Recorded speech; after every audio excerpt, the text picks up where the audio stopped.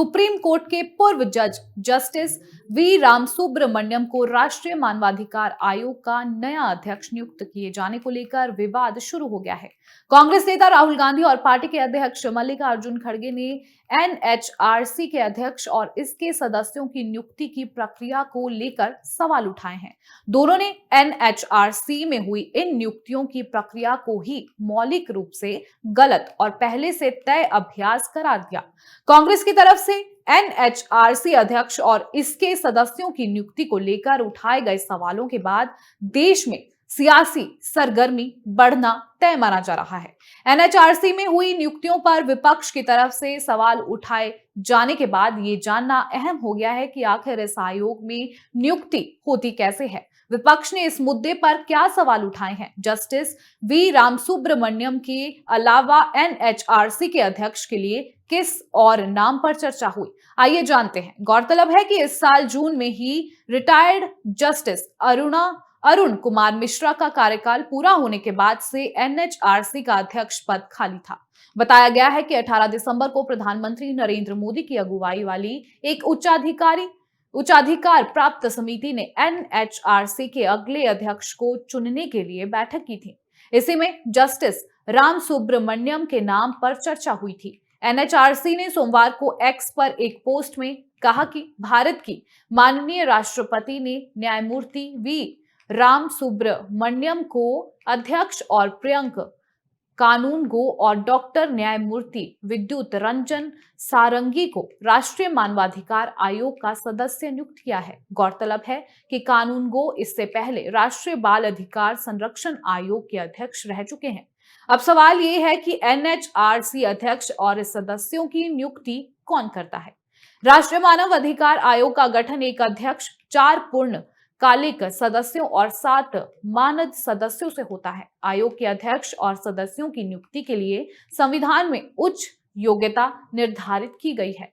इसमें नियुक्तियां प्रधानमंत्री की अध्यक्षता वाली उच्च स्तरीय समिति करती है। इसमें प्रधानमंत्री, लोकसभा अध्यक्ष, राज्यसभा के उपसभापति, संसद के दोनों सदनों लोकसभा और राज्यसभा के मुख्य विपक्षी नेता और केंद्रीय गृह मंत्री शामिल होते हैं। इस समिति की सिफारिशों के आधार पर ही राष्ट्रपति मानवाधिकार आयोग के अध्यक्ष सदस्यों की नियुक्ति करती है।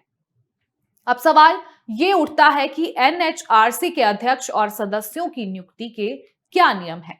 राष्ट्रीय मानव अधिकार आयोग के अध्यक्ष पद पर सुप्रीम कोर्ट के चीफ जस्टिस के साथ साथ सुप्रीम कोर्ट के अन्य जस्टिस भी नियुक्त किए जा सकते हैं। सुप्रीम कोर्ट के पूर्व जज जस्टिस अरुण मिश्रा 2019 में मानवाधिकार संरक्षण अधिनियम में संशोधन के बाद एनएचआरसी प्रमुख पद पर नियुक्त होने वाले पहले गैर सीजेआई रहे। उन्होंने भारत के पूर्व चीफ जस्टिस एचएल दत्तू का स्थान लिया था। मिश्रा का कार्यकाल समाप्त होने के बाद 2 जून से एनएचआरसी सदस्य विजया भारती सियानी इसकी कार्यवाहक अध्यक्ष बन गई थी। राष्ट्रीय मानव अधिकार आयोग के अध्यक्ष और सदस्यों का कार्यकाल 3 वर्ष या 70 वर्ष की आयु जो भी पहले हो तक निर्धारित है। इसके अतिरिक्त ये फिर से नियुक्त किए जाने के भी पात्र हो सकते हैं।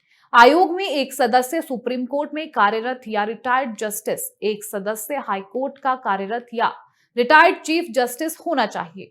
आयोग में 3 अन्य लोगों को मानवाधिकारों से संबंधित जानकारी और कार्यानुभव होना चाहिए। इसमें कम से कम 1 महिला सदस्य का होना आवश्यक है।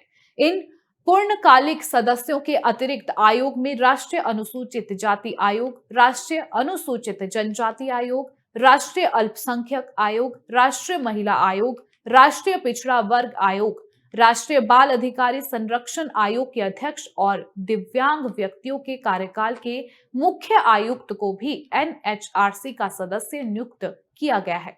अब सवाल ये उठता है कि आखिर नई नियुक्तियों पर विपक्ष ने क्या सवाल खड़े किए हैं?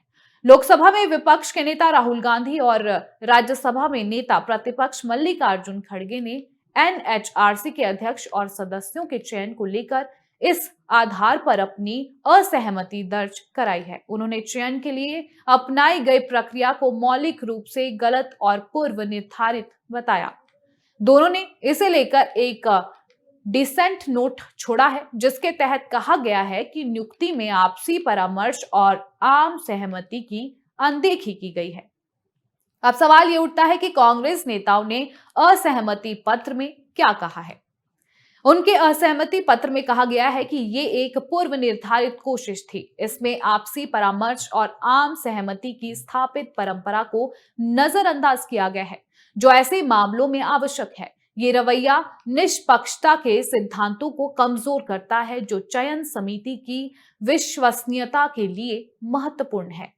खड़गे और राहुल गांधी ने कहा कि विचार विमर्श को बढ़ावा देने और सामूहिक निर्णय सुनिश्चित करने के बजाय समिति ने नामों को अंतिम रूप देने के लिए संख्या की दृष्टि से बहुमत पर भरोसा किया और बैठक के दौरान उठाई गई वैध चिंताओं और दृष्टिकोणों की अनदेखी की।